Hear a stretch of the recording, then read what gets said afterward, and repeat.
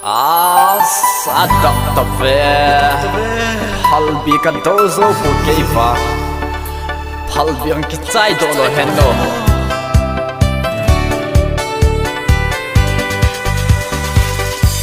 adavale halbi ka dozo pui kampol kem nei itilala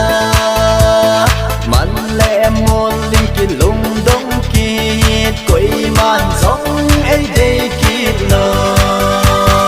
mi tiang la kampol kem nei to halbi do ko ma samang zal khom ta kin vang kampol kem dei ko halbi hin do do mai ta nghe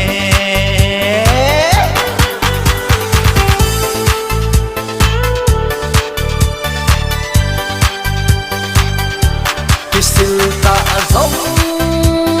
hasa kasavale kisil loading itilala golhan laita akiti kit kisil sil ding hi mai ze mi tela kampol kem nei to halbi do ko ma samang zal khom ta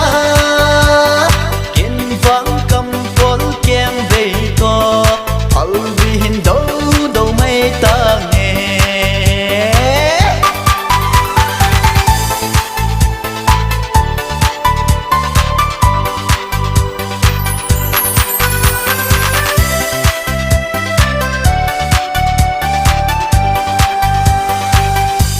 halbi lai ya